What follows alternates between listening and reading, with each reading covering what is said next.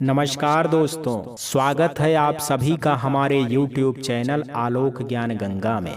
मित्रों, आज जो कहानी मैं आपको सुनाने जा रहा हूँ वो कहानी तीन बहुओं और सास की है।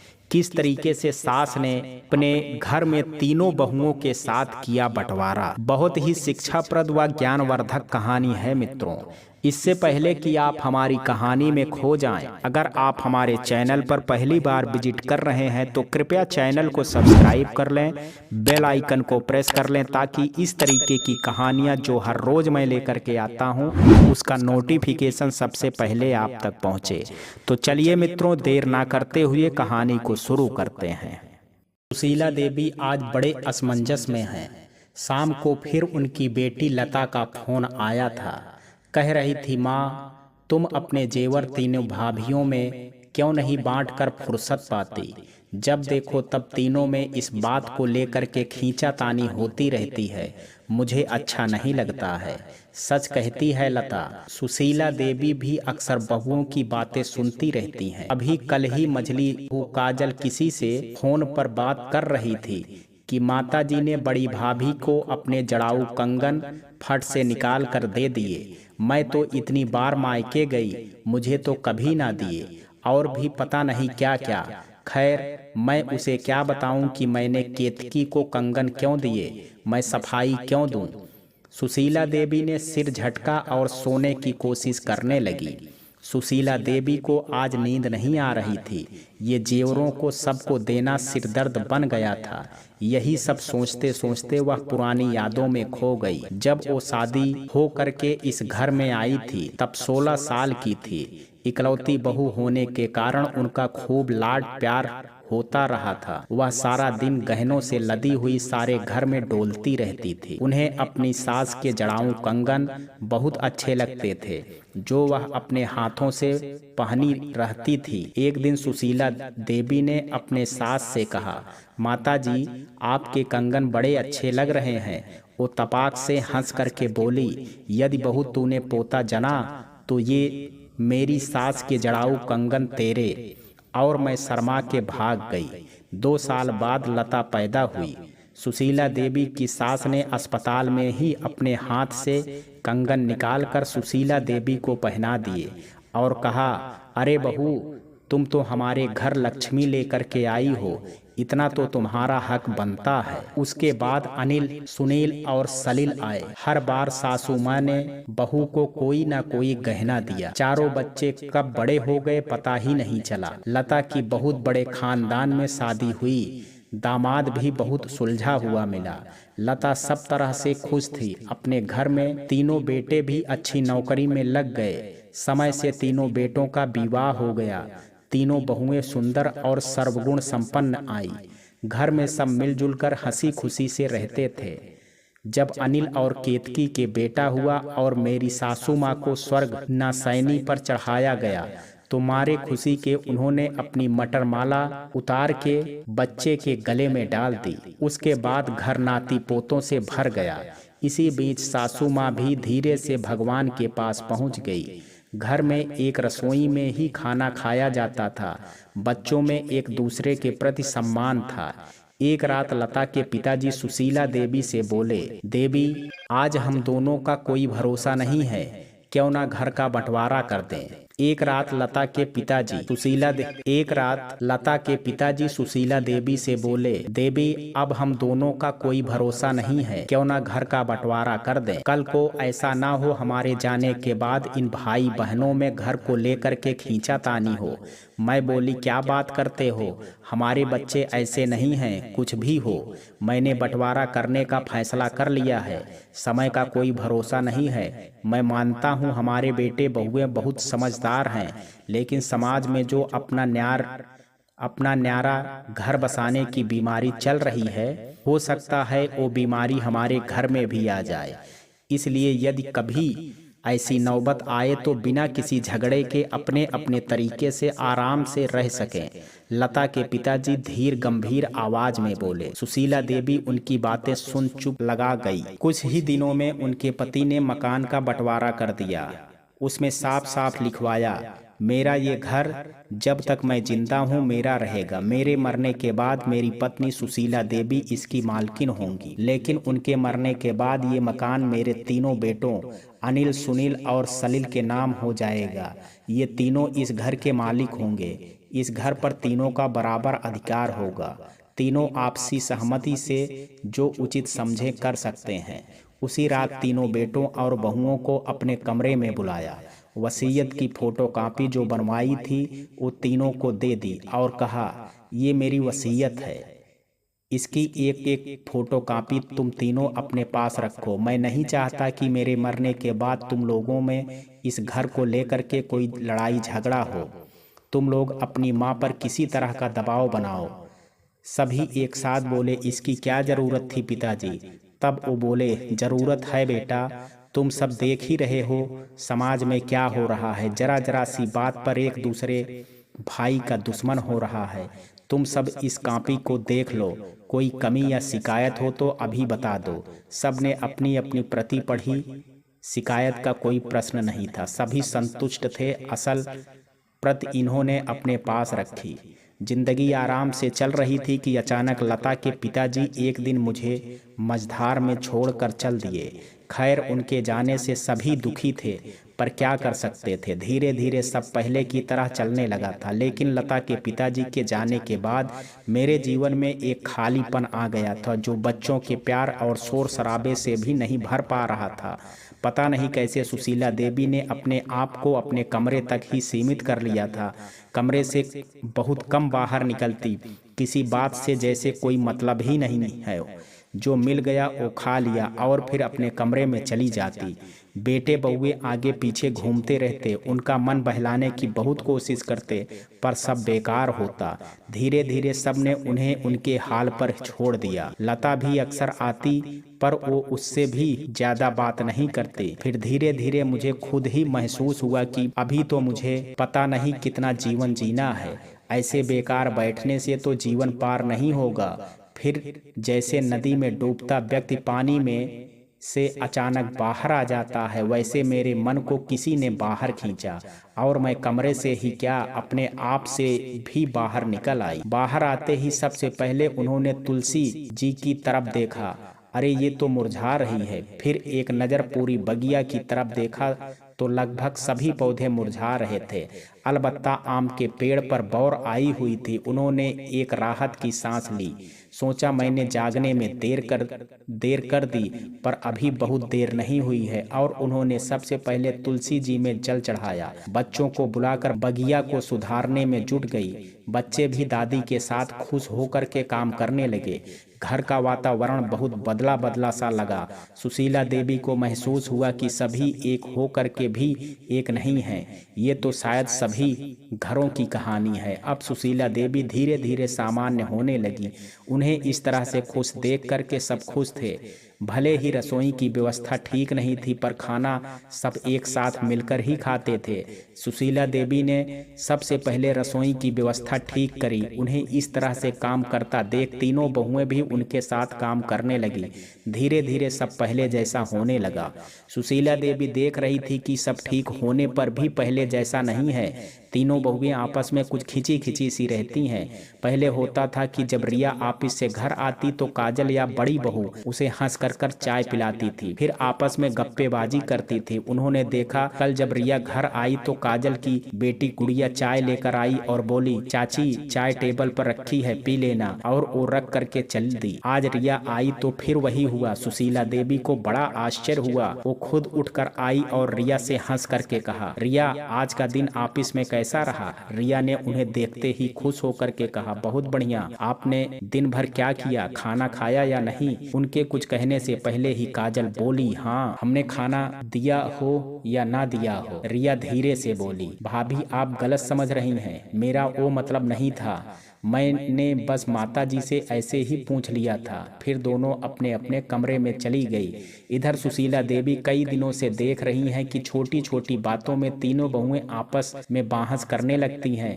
कभी दाल कौन सी बनेगी या सब्जी कौन सी बनेगी, सभी अपनी पसंद की बनाना चाहते हैं। उनमें से काजल हमेशा अपनी चलाना चाहती है। अब पता नहीं कैसे सबके मन में जेवरों को लेकर के बातें होने लगी हैं। लता भी उनमें शामिल हो जाती है। मुझे भी लगता है कि सबको जेवर दे करके गंगा नहाऊं। ऐसा ना हो जेवरों को लेकर के तीनों बहुएं आपस में ही ना लड़ने लगे। हमारे खानदानी जेवर हैं, उनकी कीमत आज के समय से 12-15 लाख तो होगी ही। जेवरों की बात सबके दिमाग में तब आई जब अभी पिछले महीने मैंने केतकी को अपनी सासू माँ के जड़ाऊ कंगन पहनने के लिए दिए। केतकी अपने मायके अपने भतीजे की शादी में जा रही थी। केतकी जाने से पहले सुशीला को बताने लगी वह क्या ले जा रही है, तो उनके मुंह से अचानक निकल गया, केतकी शादी में पहनने के लिए मेरे जड़ाऊ कंगन ले जाओ, शादी से लौटकर वापस कर देना। केतकी ने तुरंत मना कर दिया, नहीं माताजी, इसकी जरूरत नहीं है। लेकिन सुशीला देवी ने उसे आग्रह करते हुए पहना दिया। केतकी उनको पहने पहने ही कमरे से बाहर आ गई। कंगन पहने हुए उसे सबने देख लिया। गुड़िया एकदम से बोल पड़े, अरे वाह ताई, ये तो बड़े सुंदर लग रहे हैं। आपके हैं क्या या दादी के हैं? केतकी हंस करके बोली, नहीं लाडो, बड़ी दादी के हैं, मुझे बस पहनने के लिए मिले हैं। तभी काजल कुछ मुंह बना करके बोली, आपको तो पहनने के लिए मिल गए, हमने देखे तक नहीं है। साफ लग रहा है कि उसे अच्छा नहीं लग रहा है कि मैंने केतकी को जड़ाऊ कंगन दे दिए हैं। खैर, केतकी ने शादी से लौट करके ही वो कंगन मुझे वापस कर दिए। लेकिन उस दिन के बाद से बाकियों के दिमाग में जेवर का कीड़ा कुलबुलाने लगा, खासकर काजल के। घर में अक्सर बहुओं को देखा कि वो जेवरों की आपस में चर्चा करती रहती। रिया कह रही थी कि मुझे तो पता ही नहीं माताजी के पास कितने गहने हैं। काजल तपाक से बोली, भाभी जी को जरूर पता होगा पर बताएंगी नहीं। कुछ इसी तरह के अंदाज में बातें होती रहती थी। कभी कभी लता भी शामिल हो जाती थी। सुशीला देवी को महसूस होने लगा कि अब समय से गहनों का बंटवारा होना चाहिए, नहीं तो ये सब आपस में ही लड़ करके मरेंगी। समस्या ये थी कि गहने बहुत सुंदर और खानदानी थे, तो सुशीला देवी सोच रही थी कि जेवरों को बेचना भी ना पड़े और सबको बराबर मात्रा में भी मिल जाए। ये समस्या बहुत बड़ी थी कि जेवरों का बंटवारा कैसे करूं। कुछ समझ में नहीं आ रहा था। अपनी बहन से पूछा तो बोली, क्या दीदी, ये कोई बात हुई? आपके गहने हैं, आपका जो मन करे वो करो, जो ज्यादा सेवा करे उसे ज्यादा दे देना। उसका ये सुझाव मुझे अच्छा नहीं लगा। ये मुझे पसंद नहीं कि कल कोई जेवरों गहनों के लालच में मेरी सेवा करे। फिर मैंने मेरे जो खास परिचित और सहेलियां थी उनसे सलाह मांगी। ज्यादातर का कहना था कि थोड़ा सबसे पूछकर आपस में गहने बांट दीजिए, या फिर सब गहनों को बेचकर जो रुपए आए वो बांट दीजिए। किसी का कोई भी सुझाव मुझे जम नहीं रहा था। सुशीला देवी सोच रही थी कि बेचने से तो खानदानी जेवर ही खत्म हो जाएंगे, फिर तो बस रुपए ही हो जाएंगे। गहने ऐसे हैं कि उसमें आपस में कोई समझौता नहीं करना चाहिएगा। बंटवारा कैसे करूं, ये सब सोचते सोचते उनको नींद आ गई।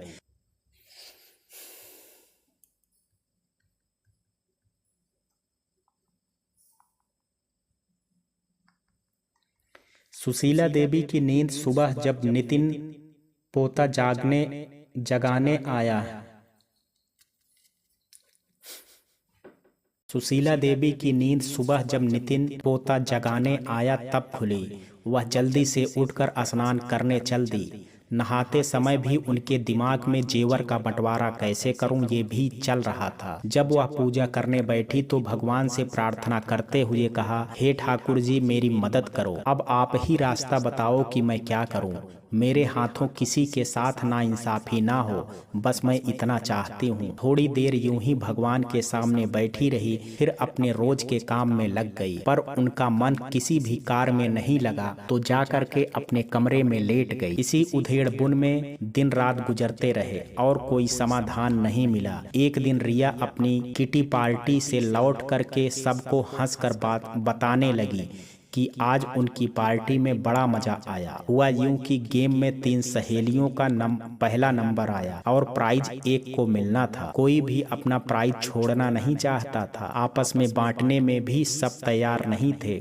तो पर्ची पर तीनों के नाम लिख करके एक पर्ची उठवाकर उसे ही प्राइज मिला। बाकी सबको ये तरीका अच्छा लगा और किसी दूसरे को शिकायत भी नहीं हुई। अच्छा, ठीक ही तो किया, काजल ने कहा। सबने उसकी हाँ में हाँ मिलाते हुए कहा, हाँ ठीक तो है, जिसके पास जाना था चला गया। बस वहीं बैठे बैठे सुशीला देवी के मन में एक विचार कौंधा और उन्होंने उस पर अमल करने का फैसला कर लिया। बस उसी रात से सुशीला देवी ने अपना काम शुरू कर दिया। उन्होंने सबसे पहले सारे गहनों को इकट्ठा किया, फिर उनकी 4 ढेरी बनाई। सासू माँ के जो 2 जोड़ी जड़ाऊ कंगन थे, हर ढेरी में एक एक रखा। बाजूबंद और हाथ फूल 1 जोड़ी थे, उन्हें एक एक सब में रखा। उन्होंने सोचा भले ही एक एक सबको मिलेगा, पर इस तरह से कम टूटेगा नहीं। इसी तरह उन्होंने अपने और सासू माँ के जेवरों को अपने हिसाब से बराबर बराबर में हर ढेरी पर रख दिया। दूसरे दिन उन्होंने साटन की 4 थैलियां सिल करके तैयार की। एक हिस्से के गहनों को इकट्ठा कर एक थैली में रखा और उसका मुंह बंद कर दिया। इसी तरह बाकी के तीनों थैलियों में जेवरों को रख करके थैलियों का मुंह बंद कर दिया। अब उन्हें खुद भी नहीं पता था कि उनकी मटर माला किस थैली में है या सासू माँ की झुमकी किस थैली में है। दूसरे दिन सुबह उन्होंने लता, केतकी, काजल एवं रिया के नाम की चिट बनाई। सुनील से कहा, लता और दामाद जी को रात के खाने पर बुला लो। शाम को पूरे परिवार को हॉल में बुलाया। सब आपस में एक दूसरे से पूछते रहे कि क्या बात है, माताजी ने सबको क्यों इकट्ठा किया है, पर इस बारे में कोई कुछ जानता ही नहीं था। वो आपस में कयास ही लगाते हुए हॉल में आ गए। जब सब आ गए तब उन्होंने बताया कि गहनों के बंटवारे के लिए सबको बुलाया है। लता ने तुरंत मना करते हुए कहा, माँ मुझे क्यों बुलवाया है, मैं पहले ही कह चुकी हूँ मुझे आपके जेवरों में कुछ भी नहीं चाहिए, मुझे इसमें शामिल मत करो। सुशीला देवी के कहने के पहले ही सब एक साथ बोले, नहीं लता दीदी, जब हम सबको कोई परेशानी नहीं है तो आप क्यों मना कर रही हो। लता भावुक होते हुए बोली, नहीं माँ, मैं नहीं चाहती कि थोड़े से गहनों के कारण ये सब मुझे गलत समझे, बस मुझे आदर मिले यही चाहती हूँ। सुशीला देवी बोली, बेटा मेरे गहनों पर तुम्हारा पूरा अधिकार है। अब तो सरकार भी कह रही है कि माँ बाप की संपत्ति पर बेटी का बराबर का अधिकार है, और फिर घर तो पहले ही तुम्हारे भाइयों को दे दिया है। ये जेवर मेरे हैं, मैं तुम्हें दे रही हूँ तो तुम्हें लेने में दिक्कत नहीं होनी चाहिए। सबके मन में उत्सुकता थी कि देखें माता जी किसको क्या देती हैं। सुशीला देवी ने कहा, तुम सब मेरे बच्चे हो, मेरे पर विश्वास करना। मैंने सारे जेवर की 4 थैलियां बनाई हैं और उन्होंने गहनों की 4 थैलियां वहीं सेंटर टेबल पर रख दी। तुम सबको एक एक थैली उठानी है। मयूरी खुश होते हुए बोली, दादी सबसे पहले कौन उठाएगा। रिया ने कहा, दीदी आप सबसे पहले उठाओ। केतकी बोली, रिया तुम सबसे छोटी हो, तुम उठाओ। सुशीला देवी जोर से बोली, रुको, तुम सब बहस मत करो, कौन पहले लेगा ये मैं तय करूंगी। सभी एक दूसरे को देखने लगे। माताजी किसका नाम लेंगी, शायद बड़ी भाभी या लता दीदी। सुशीला देवी ने कहा, डरो नहीं, मैं किसी का नाम नहीं लूंगी। यहाँ बात तुम सबके विश्वास की है। हो सकता है कि कभी तुम सबके मन में आता हो कि मैं दूसरे को ज्यादा महत्व देती हूँ या लता को ज्यादा प्यार करती हूँ, लेकिन इस बात के ठाकुर जी साक्षी हैं कि मैंने इन 4 थैलियों में जेवरों को अपने हिसाब से बराबर बराबर रखा है। मुझे खुद ही नहीं पता कि मेरे गले का हार किस थैली में है। थोड़ा रुक करके बोली, आर्या सबसे छोटी पोती, मेरे कमरे में ठाकुर जी के सामने चांदी वाली प्लेट में से एक पर्ची ले करके आओ, उसमें जिसका नाम होगा वही पहले थैली उठाएगा। सुशीला देवी की बात सुन करके दामाद जी बोल उठे, वाह माता जी, इंटरेस्टिंग, आपने तो इस जटिल मुद्दे को एक गेम में बदल दिया है। आर्या जो कि छोटी सी थी दौड़ करके गई और एक पर्ची उठा लाई। दामाद जी ने पर्ची खोल करके नाम देखा, उस पर काजल लिखा था। सबने खुश होकर के ताली बजाकर उसका हौसला बढ़ाया और काजल ने अक्कड़ बक्कड़ करते हुए एक थैली उठा ली। दूसरी पर्ची में लता का नाम लिखा था, उसने भी एक थैली उठा ली। केतकी ने बड़प्पन के साथ रिया से कहा, रिया पर्ची की जरूरत नहीं है, अब तुम ले लो। रिया ने उठा ली, आखिरी वाली केतकी ने ले ली। चारों के मन में पता नहीं क्या आया, थैलियां लेकर के अपने कमरों में चली गई। उनके इस तरह से जाने पर सुशीला देवी सोच में पड़ गई कि पता नहीं मेरे इस बंटवारे से ये लोग खुश भी हैं या नहीं। ये शांति कहीं तूफान से पहले की तो नहीं है। थोड़ी देर में रिया कमरे से बाहर निकल कर आई। उसके बाएं हाथ में जड़ाऊ कंगन दमक रहा था। लता कंगन के साथ में दोनों जड़ाऊ अंगूठियां भी पहने हुई थी। केतकी और काजल मीने वाली चूड़ी पहने हुई थी। सब खुश नजर आ रही थी। सबको खुश देखकर सुशीला देवी ने एक तसल्ली की सांस ली। खुश हो सब खाना बनाने में लग गई। खाना खा करके 10 बजे तक लता दामाद जी के साथ अपने घर वापस चली गई। खाने की मेज पर सब आराम से खाना खा रहे थे। हंसी मजाक भी हो रहा था। बाद में केतकी उनके कमरे में आ गई और बोली, माता जी मैं आपके इस बंटवारे से बहुत खुश हूँ। वो बोली, नहीं बहू, ये बंटवारा ठाकुर जी ने कराया है। मुझे खुशी है कि तुम सबको कोई शिकायत नहीं है। बहुत दिनों बाद उस रात सुशीला देवी को सुकून की नींद आई। उन्होंने ठाकुर जी का धन्यवाद दिया कि आपके कारण ही आज हम सब मेरे से खुश हैं। दोस्तों, आप सब सुशीला देवी के इस बंटवारे के बारे में क्या सोचते हो? आप अपनी राय मुझे कमेंट बॉक्स में जरूर दीजिएगा। वीडियो अगर पसंद आया हो तो वीडियो को लाइक, शेयर और चैनल को सब्सक्राइब करना ना भूलें। कल मिलते हैं एक नई कहानी के साथ। तब तक के लिए जय हिंद, जय भारत।